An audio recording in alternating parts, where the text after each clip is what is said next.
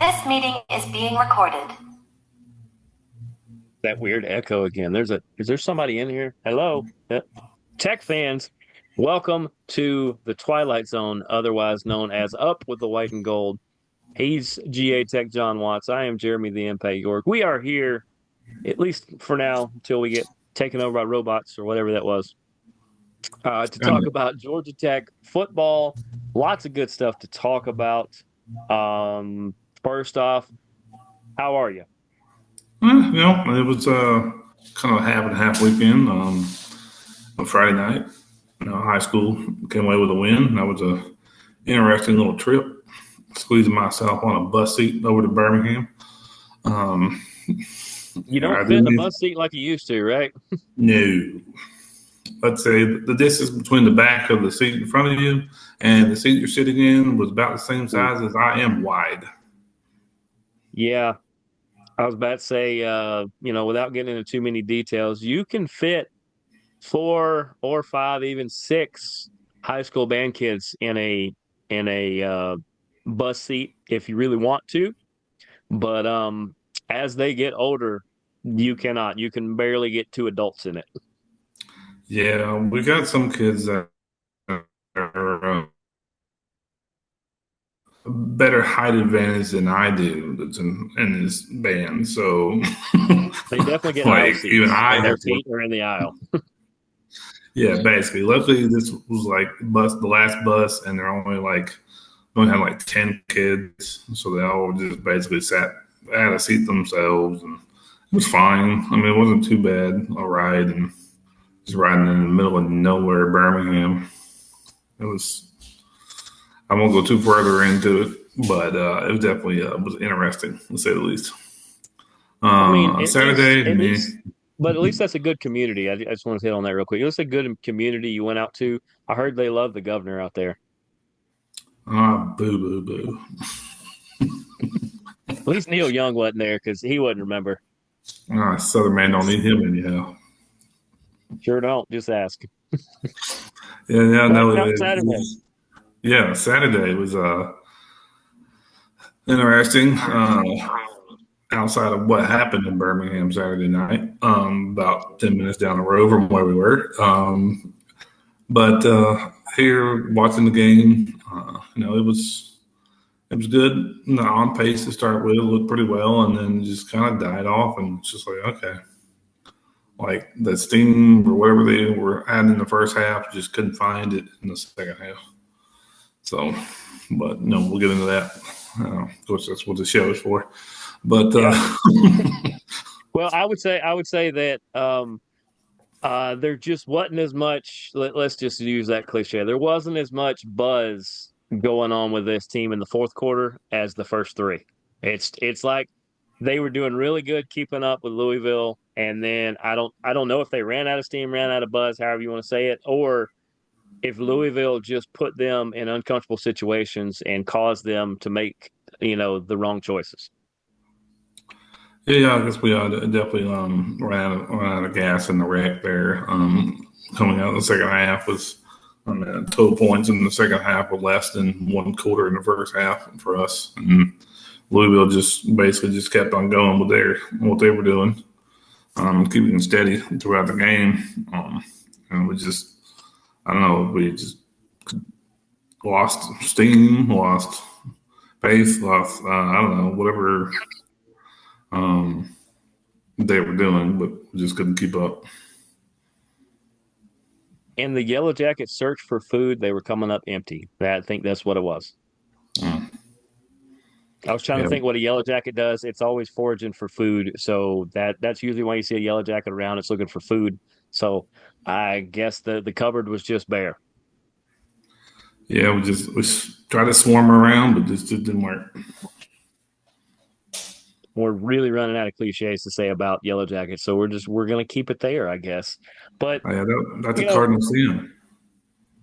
yeah, it could be even in Louisville. Oh, Um, the thing is I mean, you look, and we'll get into stats, but Haynes King over 300 yards. I know you like to get into stats, so I'm not going to say the exact stat. yeah, Um, No interceptions. I like that. No touchdowns. How in the world in college football do you throw for over 300 yards? Technically only lose by a score because that one at the end was just kind of a weird one. Yeah. Technically only lose by a score, and you still didn't throw a touchdown. Now, no, most people would say, okay, well, like, do you have a triple option? Which you wouldn't throw for 300 yards in triple option, but do you guys run heavy? No, it was pretty balanced on Saturday. Yeah. In fact, I would say 312, yeah, 312 in the air, 98 total on the ground. So it was a pass day, and yet your touchdowns were two rush touchdowns by your quarterback and your RB1. That's kind of a weird stat. Yeah. Definitely. I mean, we know in the past that Haynes connection, definitely the top two runners.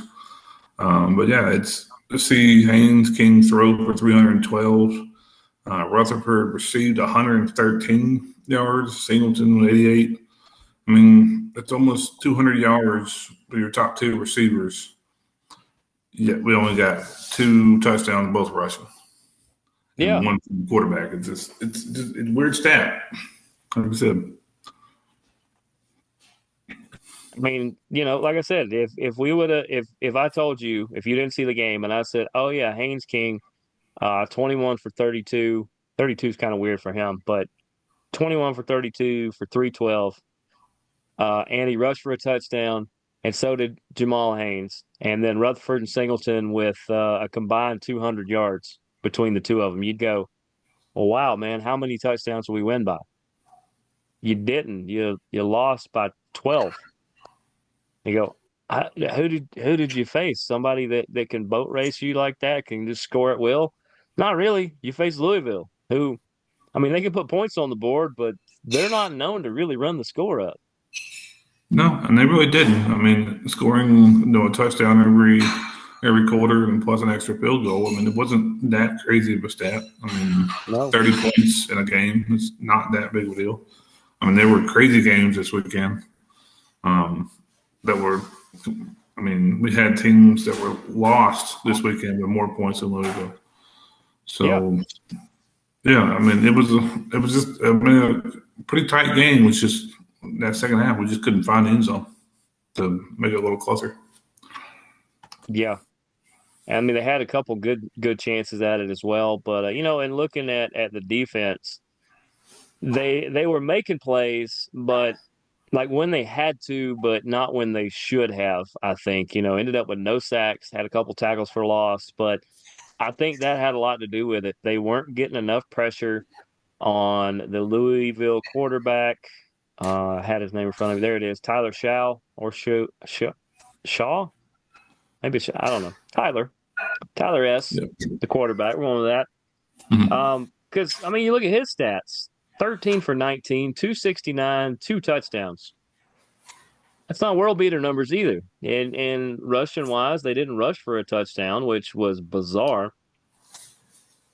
Yeah, because Yeah, they had the defensive touchdown or special teams or something. The goofy one at the end that just looked like poor planning from Georgia Tech. It's like they didn't complete the thought. Like they started to have a good idea and then they didn't complete the thought. Louisville got that last score and it was just weird. yeah, there was definitely some weird things during this one because I mean the fourth quarter was a 55-yard block field goal return, which you're speaking of there, That's what it was. And the guy who but got for the me, touchdown is the guy who blocked it. That never happens. He ran right. in from the well, you're looking from this side. So he ran in from the right side and blocked it and just continued to run this way. And he looked and it like double bounced and went right back in his breadbasket. And he goes, well, I guess I might as well run this in and took Yeah, off. And you go, when does that happen? yeah. I mean, it's a weird because that whole fourth. I mean, earlier 4 minutes prior to that, we got a safety on them. So I Yeah. mean, block field goal, a safety, and their first touchdown back in the first quarter was. I mean, we fumbled it right there at the goal line, and they got a 0-yard touchdown. Do you call that blocked a blocked kick six? Yeah, I mean, they typically call it a block kick and a scoop and a score, but Which I don't know. I like block kick six. That sounds better. Yeah, a kick six. Well, kick six would just be like if you return the kick, I guess, but a block kick six. That paints the Yeah, picture that at some point you blocked a kick and then the six means you scored. So I yeah, don't know. It was bizarre. I hope we don't see that against us the rest of the year. yeah. No, But I mean, the way Louisville played, though, it did. I did turn in my picks earlier today for college and pro, and I actually picked Louisville next week in their game, which I think they're an underdog, which is goofy.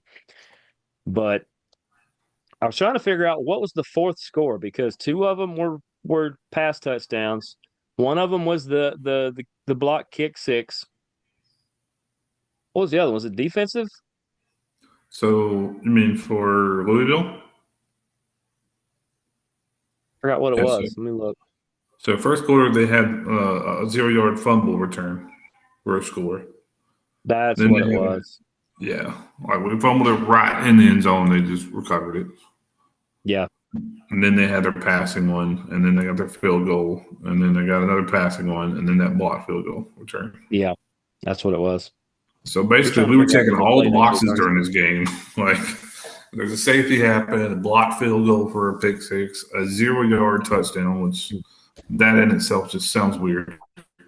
Um, yeah, Did you look up who they're playing? Because I know you're curious now as to why I would pick them and they're underdogs. yeah. Let me check that out. Which is weird. Louisville gets They're ranked one place ahead of the people they're playing. They're number 15. The other team is number 16.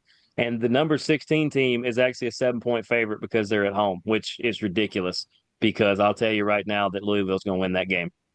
with that opponent, I would vote whoever the other person is anytime, and I don't care if We I'm are wrong or talking not. about the Notre Dame Fighting Irish, ladies and gentlemen. I think the Fighting Irish are going to lose to Louisville at home, and NBC might cut the broadcast off at halftime. Yeah, that's no. It's it was one of those kind of things that when you go to Tech and they tell you the things to say is your two favorite teams are whoever's or Georgia Tech and whoever's playing Georgia. They also tell you the good, the bad, and the ugly is we're the good. The bad is Georgia, and the ugly is Clemson. But for me, I'm going to add Notre Dame to the end of that because they're how much they've gotten in the past with NBC and their deals, and they can do whatever they want and still end up in a bowl game. Oh And yeah. it's I mean, ridiculous. they're probably going to end up in the playoff. There's literally like there's automatic bids and there's like the Notre Dame spot. And as long as they're Yeah. not as long as they have two losses or less, I think they're going to be in the top 12. Yeah. And I hope that Louisville will do something about that this weekend. I hate That's the why fact that I have to root for the team that just beat us, but well, it is what it is. shake it up a little bit. Yeah, I mean, it would knock them down a peg. But I mean, as far as this game, I said because I didn't see the game live. I just recently went back and rewatched and watched it. And I see 31-19, and everybody's talking about, oh man, Tech showed up flat and Louisville just ran over them. And then I watched the game and I was like, what game did they watch? Because this one was super close until I'd say the last 5 minutes. That's when it seemed like all the chaos really happened. And it was downhill at that point after the final score, Yeah. the final touchdown, rather, not just it was definitely over by the final score, but the final Yeah. touchdown pretty much iced it for them. But I mean, I felt like Tech showed up. We wanted to see when they showed up against Syracuse and when they played against Louisville. Those are teams that they are competing with to be that dark horse spot in the ACC. And I think they showed they're still a quarter to a half a year off from being on that level. I think they're really close because I consider Syracuse and Louisville two of the best teams in the ACC. I consider them better than anybody in Tallahassee and anybody in Clemson at the moment. I would actually venture to say those two teams might could beat Miami straight up, but that's kind of the teams you're looking at, and I think Georgia Tech is that second tier. They may not necessarily be a top four, top five team, but they're right there. They're right there at it. It's going to be hard to win the ACC with two losses now, but to be this far ahead, we did not definitely have them this far up. So I'm kind of excited about what I see.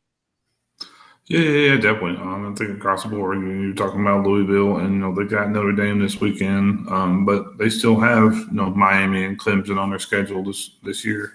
So you definitely have some of these different schools that are looking at possibly winning the ACC. Still got to play each other, and throughout the season. Yeah, I kind of agree with you there. With second full season for Coach Key, definitely something that we needed. We're expecting it to be like go 3 wins a season and all of a sudden go undefeated or something. Yeah. Um, yeah, we're not the opposite of FSU right now.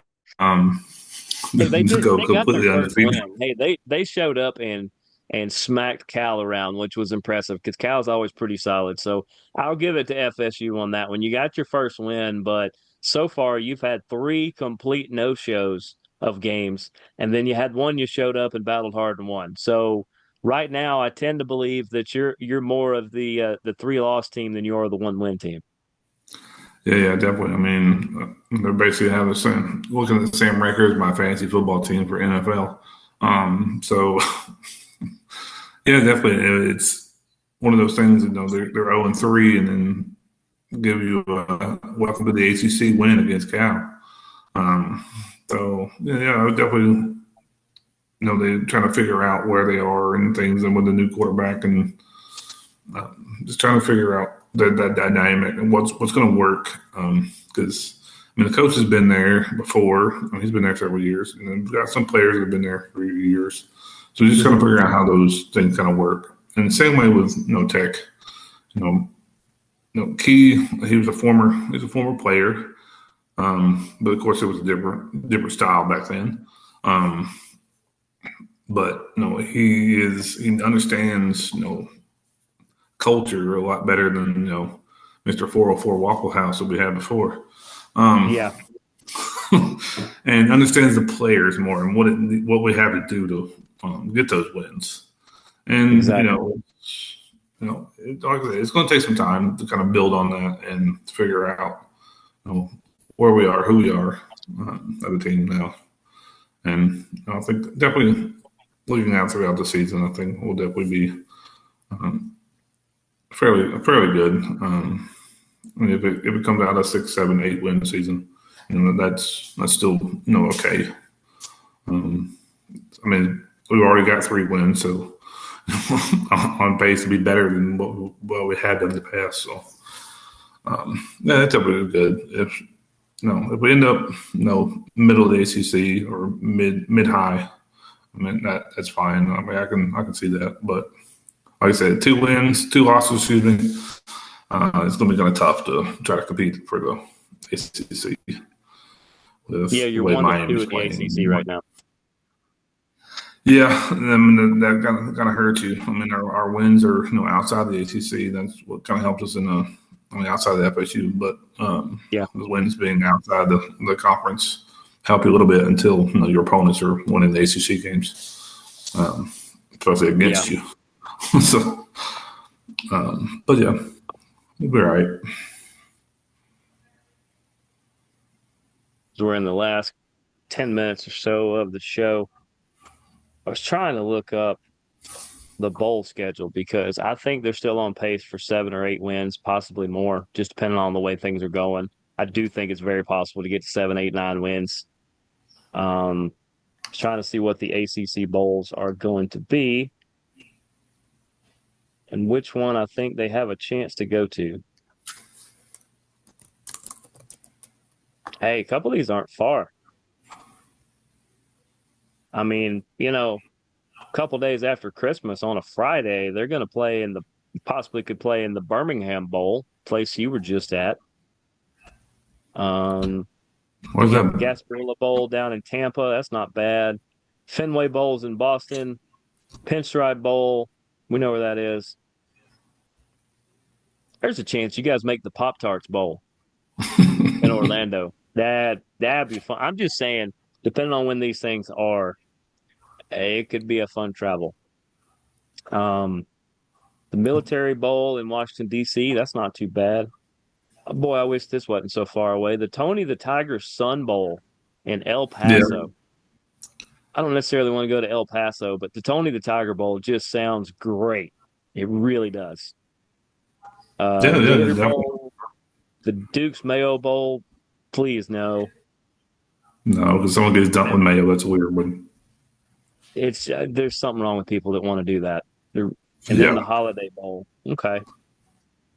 Those are okay. A lot of them are pretty close. There's none of them. El Paso, I think, is the furthest one away, or maybe Tampa, because you probably could make it to El Paso at the same time you could Tampa. I don't know. El Paso's all on the other side of Texas. Okay, so it's definitely the furthest. Tampa's about 7 hours. What? What is that play? What is that? The Birmingham Bowl played Yeah, it's only Protective 27. Stadium. I mean, they probably played in the Okay, same yeah, stadium you do. it's a little down from it. This one's more closer to downtown than where we were at. We were more. If you're familiar with Iron Bowl, used to be played down close to where we were and where UAB used to play. Okay. Legion Field. Okay. School was like right past, same road. You literally had to turn off the interstate, go past Legion Field to get down to where this high school was. That's But cool. But like I said, overall, yeah, it was a loss for Tech, but I don't think it was a bad loss. I'm not sure there's such thing as a good loss either. But I think it keeps them in a good spot. They're getting a bye week at the right time because they're one of the few teams that has been playing since week 0 and not had a bye whatsoever. So that's what people don't think is they played what 4 games now? Is that right? five, with 3-2. Yeah, that's right. Okay, they played 5. So they have played week 0, week 1, 2, 3, and 4. So you kind of you need a break a little bit. And they're going to get one this week. And luckily, at the same time, when all this weather's coming through, so they don't have to even worry about that. Even though Yep. Saturday it should be cleared off from the area. We don't know what kind of damage. We'll get into that in a second. Yep. But then who do they have week 6? Oh, Yeah, we started a then little they dance with the Carolina teams. yeah, they will be playing against the Dukies at home, ACC Network, 8 p.m. prime time the week after that. That's yep, you need a week to prepare for that for sure. Yeah, 'cause we get Duke and the UNC, so we got a little bit of Carolinas before we had to play those Fighting Irish. So And it's honestly, I would still give you guys a little bit of a boost, give Tech a little bit of a boost in both of those. That there's not I don't think there's a team in the ACC that Tech will not be competitive with. I think they can play with anybody. It's just can they get enough points to win, and that's ultimately what it comes down to because they're averaging like 20, 25 a game or something like that. I think, which is a good number. Um, but it seems like a couple opponents have been able to get to 30 and they end up winning. yep. Yeah, yeah, yeah, we're there. Looking toward the rest of the season, like I said, we got those Carolina teams that, it's year to year on what we kind of do on against them. I know North Carolina was a good win for us last year. So it's kind of playing that. And then, the remaining 6 teams, 3 of them are ranked teams, 2 more in the top 10. Uh, so For currently, now. For now. right. Yeah, no telling what happens this weekend with those roll tide guys. Um, True. It's true. Two of those teams have to, or a couple of those teams probably have to play each other. Maybe. I think does now I got to look. Does Notre Dame and um Miami play each other? yeah, I think it's either week before or week after us. Notre Dame. Notre Dame. No, actually don't. They play Navy Oh, after they play oh, Tech. Then they play Florida State, which will be like a practice. They will play Virginia. They will play Army, and then they will see USC as their season finale. So dang. They get away Louisville, with it's up to you. Louisville, if you don't knock them off, they're going to end up in the top 12 for sure. They're probably going to be the number 5 team at this point because they're going to railroad most of those teams. Yeah, they get away with not playing Clemson, not playing Miami. Yeah, they get Louisville this week. They get Stanford, Tech, Navy, Florida State, Virginia, Army, USC. And USC is the only one ranked currently out of all that. Outside of after Louisville, USC the last game is the only one team that's ranked. Um, I mean, forget cupcakes. They have like a family pack of little Debbie zebra cakes is what they have right here. Those outside of USC, none of those teams are going to give them a run at all. you know, Shout out Little Debbie in case you want to sponsor the show. Giant Swiss cake roll fan. Honestly, anything you guys make, but zebra cakes, my favorite ever, and I don't think anybody would turn one of those down. no, I'm right there with you. I'm a oatmeal cream pie. Have always been um, since I was little. Mom always sent me care packages to college, the big packs of oatmeal cream pie. So yeah, we could definitely Well, take a we're sponsor. gonna discuss that off air. All the times that I came to hang out with you at college, that you never offered me one of those, so we will have that discussion. I But mean, Albert, to Albert ate them all. yeah, you probably ate it before I got there. That's true. It's probably true. But in the last couple of minutes, we got about 2 minutes left. So I just want to say thoughts and prayers and well wishes to everybody in the path of this storm. There's a chance that part of it comes through the area where we are as well.